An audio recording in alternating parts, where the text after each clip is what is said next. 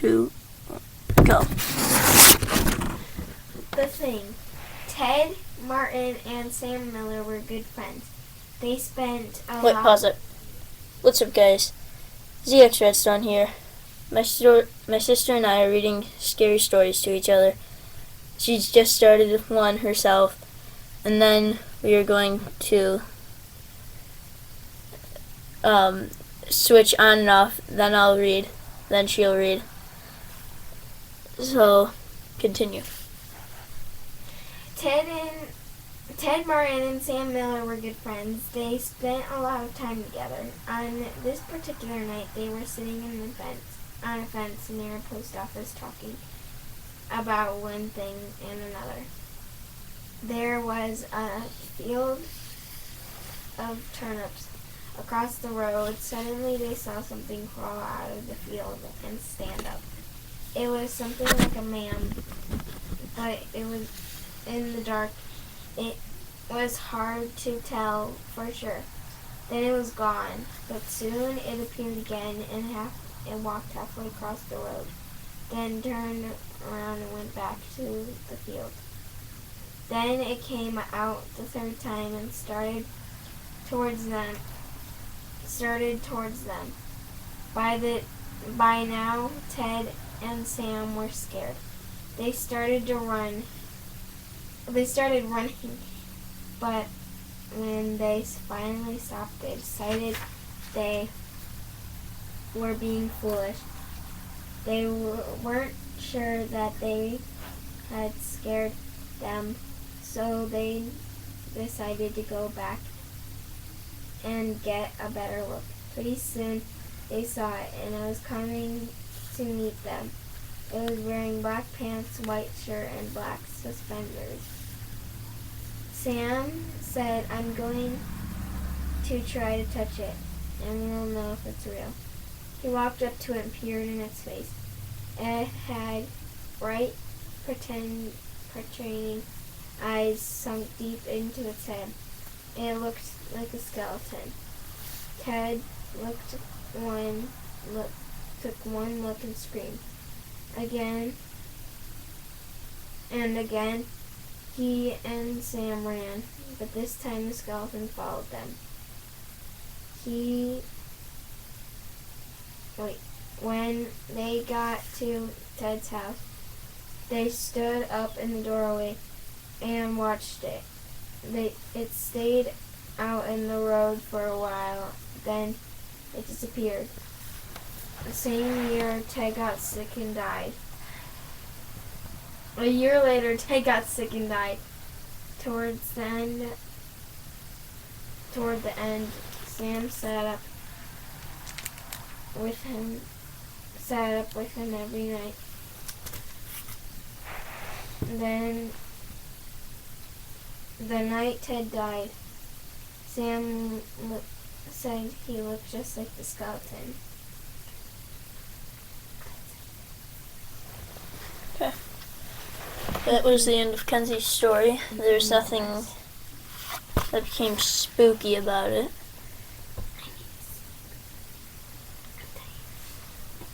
And so, I will now read mine. Ooh, let's see.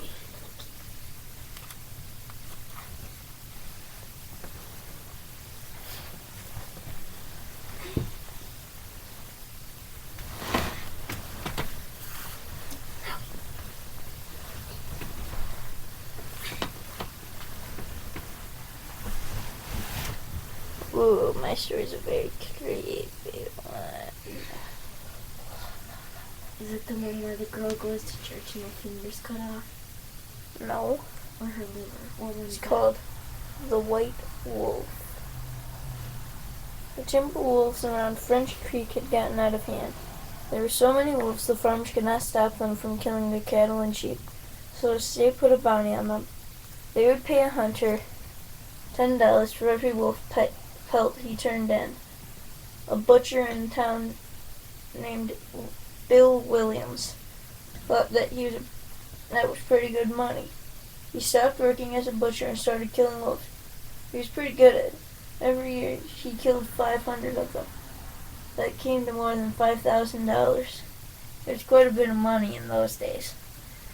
After 4 or 5 years, Bill had killed so many wolves there were hardly any left in the area, so he retired, and he vowed never to harm another wolf because wolves made him rich. Then one day a farmer reported that a white wolf had killed 2 of his sheep. He had shot at it and hit it, but the bullets didn't have any effect. Soon that wolf was seen all over the countryside, killing and running, but nobody could stop it. One night it came into Bill's yard and killed his pet cow. Bill forgot about his decision never to harm another wolf. He went into the town the next morning and bought a young lamb for bait. He took it out into the hills and tied it to a tree. Then he backed off about 50 yards and sat down under another tree.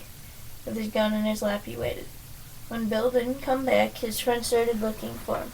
Finally, they found the lamb. It was still tied to a tree. It was hungry, but it was alive. Then they found Bill. He was still singing against the other tree, but he was dead.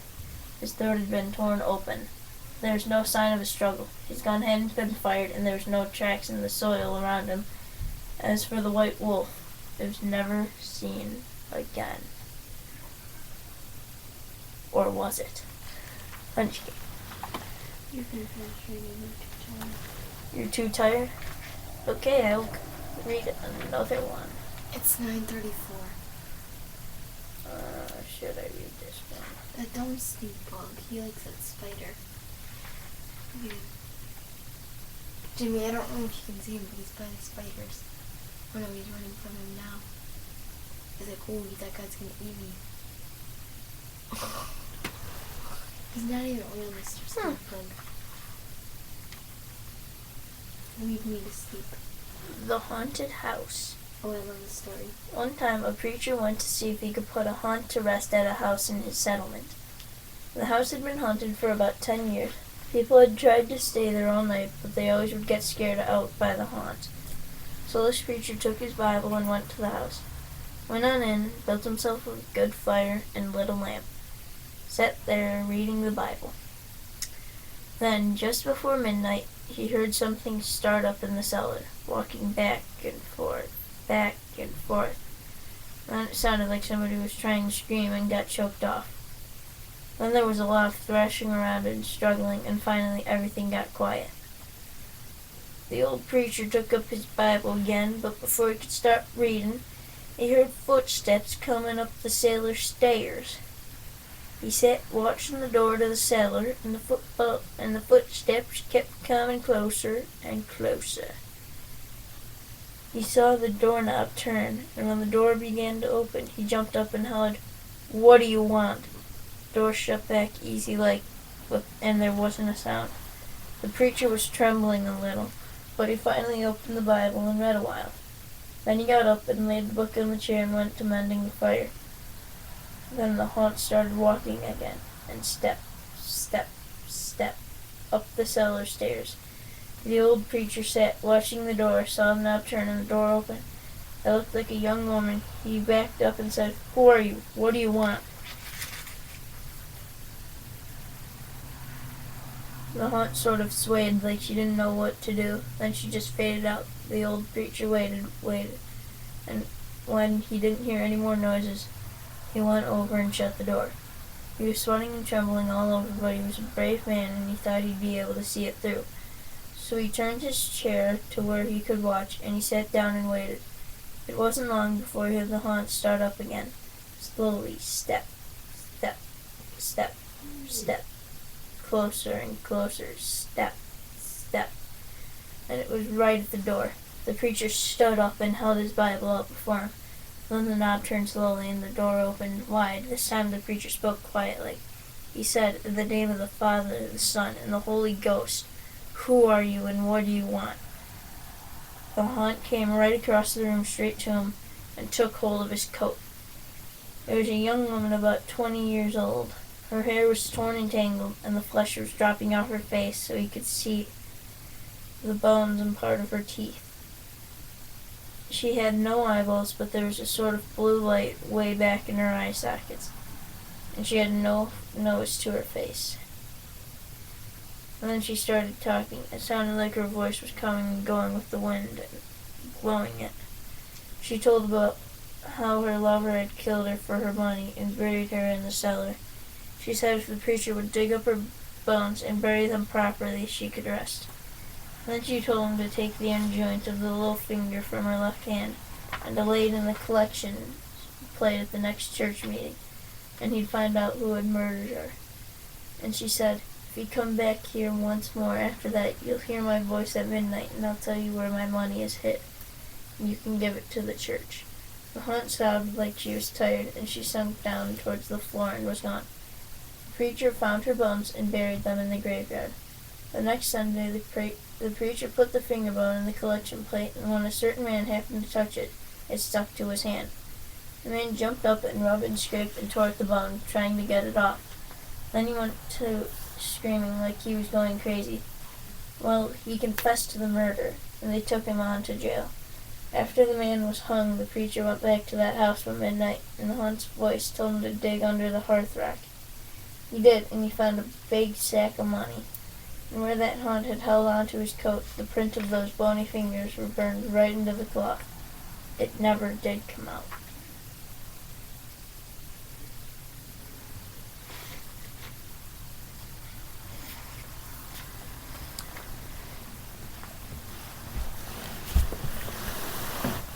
Want me to read another one? One more. Okay, let's see. Oh, wait, what is that? 11 minutes, 23 seconds. Okay.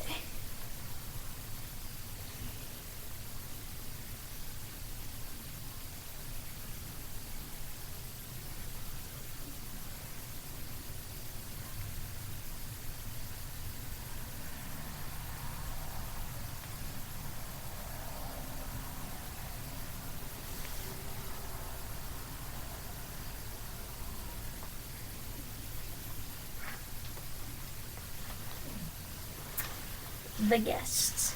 A young man and his wife were on a trip to visit his mother.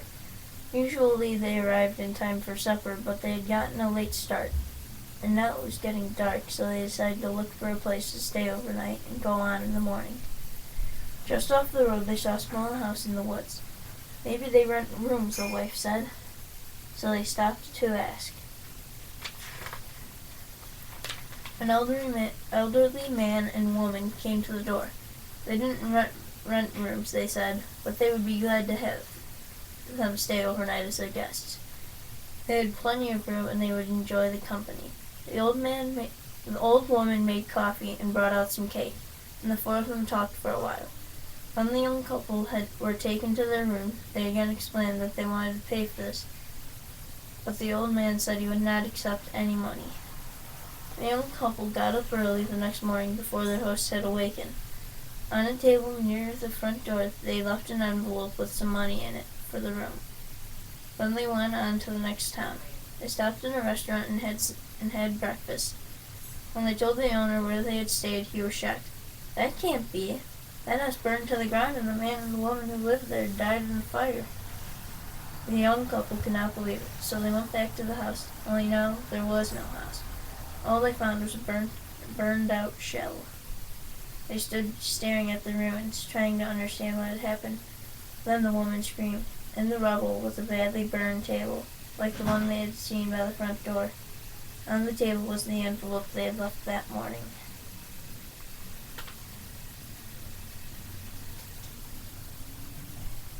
Any more? That one was confusing. They eat your eyes, they eat your nose. Okay, I want to go to bed. Okay, I'll tell you one more. Don't you ever laugh as the years goes by, for you may be the next to die. They wrap you up in a big white sheet from your head down to your feet. They put you in a big black box and cover you up with dirt and rocks. All goes well for about a week, then your coffin begins to leak. The worms crawl in, the worms crawl out. The worms play pinnacle on your snout. They eat your eyes, they eat your nose. They eat the jelly between your toes. A big green worm with rolling eyes crawls in your stomach and out your eyes. Your stomach turns a slimy green, and pus pours out like whipping cream. You spread it on a slice of bread, and that's what you eat when you are dead.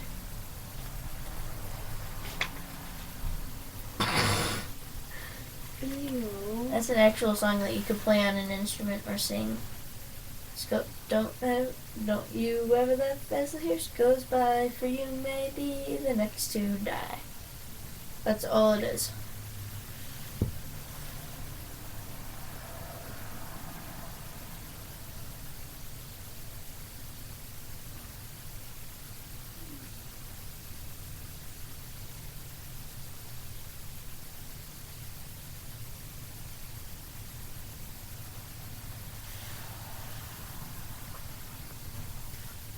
The girl who stood on a grave.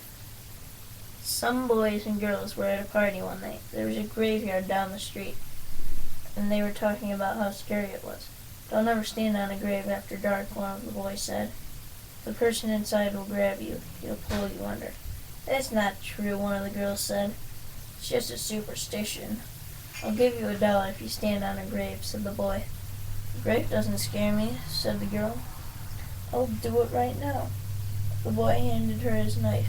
Stick this knife in one of the graves, he said. Then we'll know you were there. The graveyard was filled with shadows and was as quiet as death. There is nothing to be scared of, the girl told herself. But she was scared anyways. She picked out a grave and stood on it. Then quickly she bent over and plunged the knife into the soil. And she started to leave, but she couldn't get away. Something was holding her back. What are you doing in here? Reading a story to her. She's sleeping. She's still listening, though. She's slowly falling asleep to it. Have you showered and brushed your teeth? Kenzie, why is there a hanger on your floor? I put it there. That's not acceptable. Hangers don't go on the floor. And she started to leave, but she couldn't get away. Something was holding her back. She tried a second time to leave, but she couldn't move. She was filled with terror. Something has got me, she screamed. And she fell to the ground. When she didn't come back, the others went to look for her. They found her body sprawled across the grave. Without realizing it, she had plunged the knife through her skirt and pinned it to the ground. It was only the knife that held her. She had died of fright. Poor girl. That's probably what I would do. I feel like something's got me. A lesson to learn. Don't stand on a grave with a long dress and pin a knife into it, I wear shorts and shirts. or else you will be the next to die. No morning.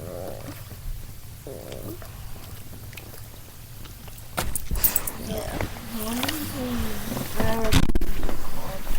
Okay, guys, I'm gonna show you my sister and my daughter. This is my poor old puppy. He injured himself. You may not see it, but he injured this paw right here. It got stabbed with something sharp. It broke 2 veins. He punctured himself. Punctured 2 veins. The poor puppy had to wear a bandage for a week. It's gonna take another week for it to fully heal the rest of the way, though.